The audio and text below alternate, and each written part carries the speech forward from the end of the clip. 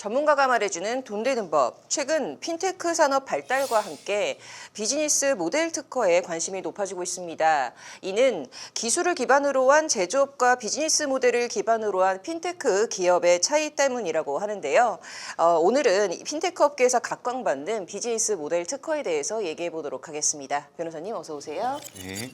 세무사님 어서 오세요. 자, 최근 이 핀테크 기업들이 비즈니스 모델 특허에 관심이 높아지고 있다고 합니다. 요즘 핀테크 업계에서 이와 같은 좀 비즈니스 모델 특허가 각광을 받는 이유가 뭘까요? 그것은 아무래도 이제 핀테크라는 좀 특성 같습니다. 핀테크 산업에서는 이제 뭐 개별적으로 뛰어난 기술 보유하고 있는 그런 기업들도 물론 있습니다. 하지만 이제 핀테크라는 것이 다른 IT 회사가 도저히 따라갈 수 없을 정도의 고도의 IT 기술을 갖고 있다든지 뭐 그런 것은 아닙니다. 이미 세상에 존재하고 일정 수준 이상의 기술이 되면 이제 모두가 구현을 할 수 있는 거지만 다만 이제 그것을 훌륭한 아이디어와 이런 것들은 어디서 데이터를 가져와서 어떻게 가공하면 되겠다라는 그런 훌륭한 판단들에 의해서 만들어지는 것이 이제 핵심 핀테크 기업의 핵심 역량입니다. 그래서 핀테크 기업이 아무리 IT 기술이 뛰어난다 할지라도 이제 뭐 전문적인 IT 기술에 비해 IT 업체들에 비해 떨어질 수밖에 없고, 그렇다면 이제 아이디어로 이제 승부를 하는 것이 산업의 본질이기 때문에 이런 아이디어에 대해서 보호를 받을 필요성이 되게 커진 거죠. 자, 그런데 요즘에 이 금융 규제 샌드박스에 대한 관심이 좀 떨어지고 있는 반면에 이 비즈니스 모델 특허에 대한 관심이 높아지는 거는 무슨 이유 때문일까요? 네, 조금 안타까운 일들이 그동안 많이 있었기 때문입니다. 금융규제 샌드박스를 통해서 혁신금융 서비스 지정이 됐다라면 매우 기쁘겠죠. 하지만 그렇다고 해서 누가 내 사업 모델을 따라하지 못하는 것은 아닙니다. 실제로 이제 비상장 주식 거래 플랫폼이라든지 조각 투자 플랫폼 이런 것들은 유사한 사업 모델을 가진 기업들이 많이 있고 모두 다 샌드박스를 신청해서 혁신금융 서비스를 받았습니다. 이제 그러다 보니 이제 내가 열심히 많은 시간과 노력과 비용을 들여서 비즈니스 모델 만들고 샌드박스 신청해서 받고 그리고 나서 하다 보니까 이 규정도 그때 같이 넣었어야 되는데 하면서 수많은 시행착오를 겪습니다. 근데 이제 그것을 옆에서 지켜보더니 이제 그 규정까지 넣어가지고 더 빠르게 이렇게 보완해서 사업을 진행하는 경우들이 많습니다.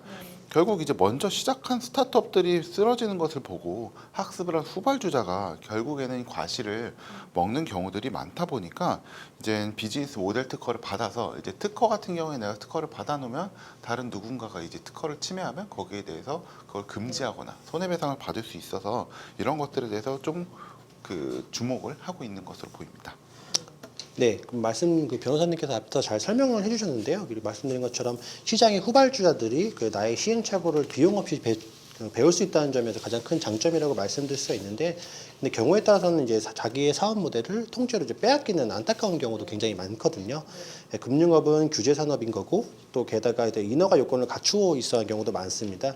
경우에 따라서는 당연히 이제 정책적 판단에 따라서 인허가를 이제 허락해주거나 안 해주거나 경우가 좀 갈리는 경우가 있거든요. 그래서 실제로 예를 들어서 설명드리면 제사 신용평가사의 경우에도 이제 여러 번 계속 시장에서는 승인이 될 거다라고 했지만 아직까지도 좀 나타나지 않는 경우가 있거든요.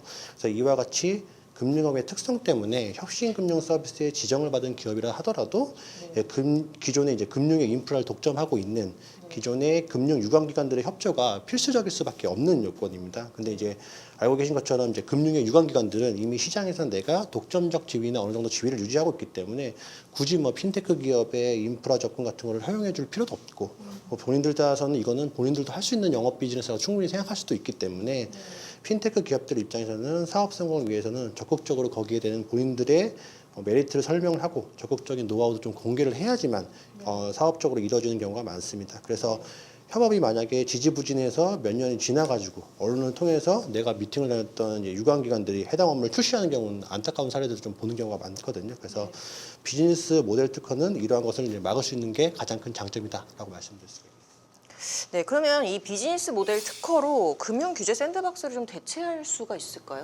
네, 근데 아쉽게도 그런 것은 아닙니다. 이제 비즈니스 모델 특허는 나만의 아이디어를 다른 사람이 사용할 수 없도록 하는 기능이 있지만, 하지만 아무리 비즈니스 모델과 그런 기술로 특허를 받았다 할지라도 법률적으로 이제 막고 있는 것을 허용할 수 있게 해주지는 않습니다. 결국 이제 두 개의 기능이 다릅니다. 금융규제 샌드박스는 법률 때문에 못하는 것을 할 수 있게 해주는 기능을 하고 있고, 그리고 비즈니스 모델 특허는 내가 가진 아이디어를 다른 사람이 사용하지 못하도록 하고 있어서 제도의 목적이 약간 차이가 있습니다. 네. 자, 그럼 마지막으로 이러한 핀테크 기업 비즈니스 모델 특허 관련해서 저희 시청자들한테 좀 조언을 해주신다면 어떤 게 있을까요? 네, 뭐 핀테크 스타트업은 뭐 다른 산업에 비해서 비교적 이제 작은 자본으로 이제 창업을 할 수 있다는 장점이 있고, 그리고 비즈니스 모델 특허라든지 금융규제 샌드박스를 통과할 경우에는 외부에서 또 투자 받기도 매우 좋습니다. 따라서 이제 어떤 것에 이제 관심이 있는 뭐 시청자들이 있다라고 하면 금융규제 샌드박스뿐만 아니라 비즈니스 모델 특허 등을 좀 받아 놓는 것도 좀 관심 있게 고려를 해보시면 좋습니다. 차 변호사님께서 요즘 워낙 그 금융 규제 샌드박스나 특허 관련을 워낙 많이 하시고 실무 좀 진행 많이 해주셔가지고 앞서서 잘 설명을 좀 해주셨는데요. 제가 그럼 추가적으로 저희 시청자분들 혹시나 이 방송을 보고 계시는 일반적인 분들을 위한 팁 좀 설명을 해드리도록 하겠습니다. 경기가 안 좋을 때에는 좀 매출을 관리해 줄 수 있는 여러 가지 시스템이 좀 있거든요. 예를 들면 이제 내가 물건을 팔았다라고 생각하는 건데 혹시나 뭐 고객 한 명이 두 번을 결제하는 경우가 있고 또 내가 카드가 결제가 되었다 하더라도 나한테 바로 수금되는 게 좀 시점의 차이나 시스템적인 오류로 좀 병목되는 경우가 있어요. 근데 이런 것들을 잡아줄 수 있는 핀테크 기업들도 굉장히 많은 부분이 있거든요. 그래서 이러한 것들을 좀 잡아주고 매출 좀 쉽게 확인해서 정산 서비스를 도와주는 핀테크 관련된 서비스도 굉장히 많이 좀 서비스를 받고 있고요. 이러한 서비스들 적극적으로 이용하시면은 사업하시는 분들한테 큰 도움이 되실 거라고 말씀을 좀 드릴 수가 있고요. 자신이 그 조그만 사업을 하시더라도 이제 벤처기업 같은 것들을 인증을 받으신다고 한다면 벤처기업 인증을 통해서 절세를 받는 방법도 한 가지 꿀팁으로 말씀드릴 수가 있겠습니다. 네, 자 이번 주 저희가 비즈니스 모델 특허에 대해서 알아봤는데요. 다음 주에는 더 유익한 정보를 가지고 찾아뵙도록 하겠습니다. 감사합니다.